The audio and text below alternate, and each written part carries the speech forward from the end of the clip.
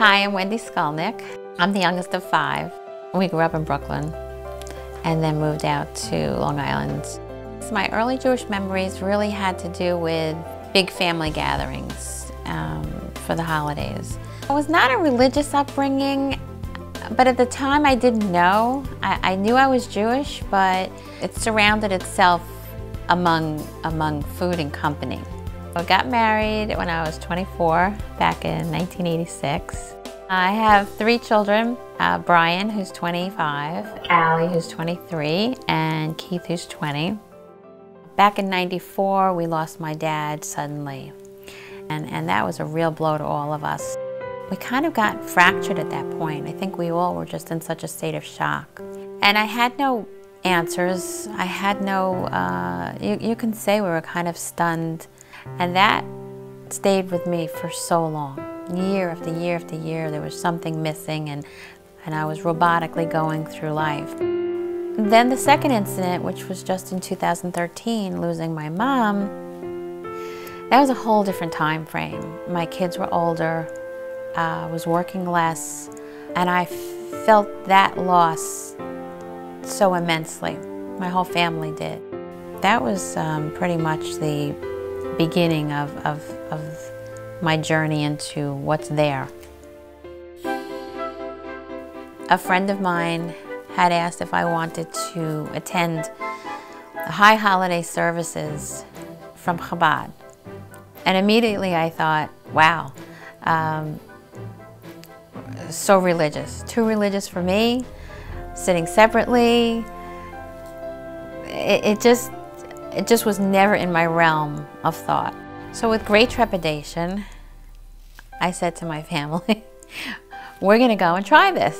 And they looked at me like I was crazy, and we went. I just did not expect to feel that welcome.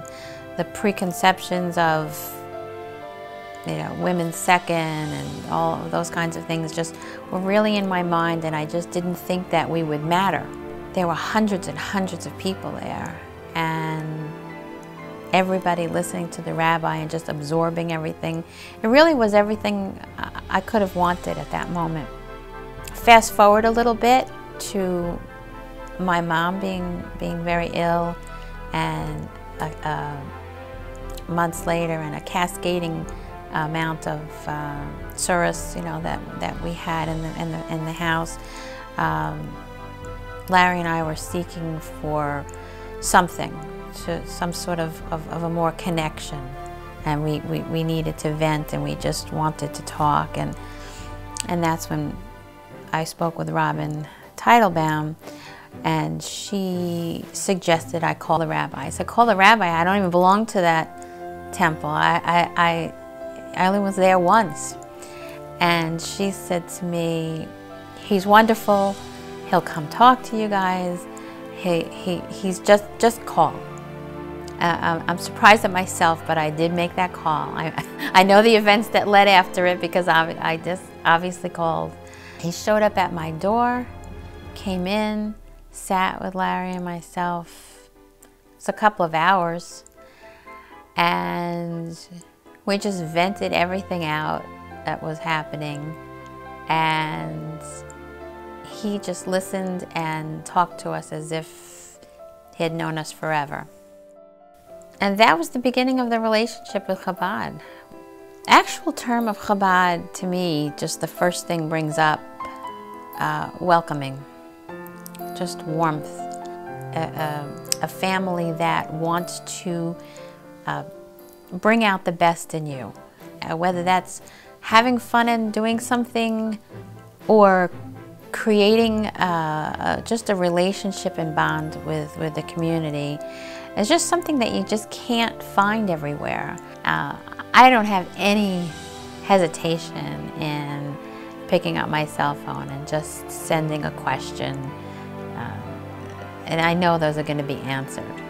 The introduction into Chabad and the way in which things work is that you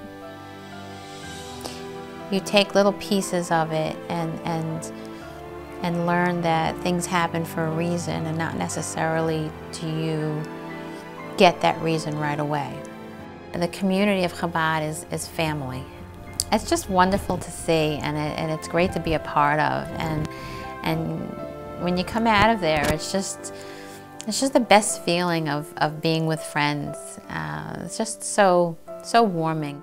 Being honored tonight for me is a chance to show my family and my friends what it is that I've been a part of, and who these people are that are here, to reach out to and just show, you know, what kind of happiness that Chabad has brought to me.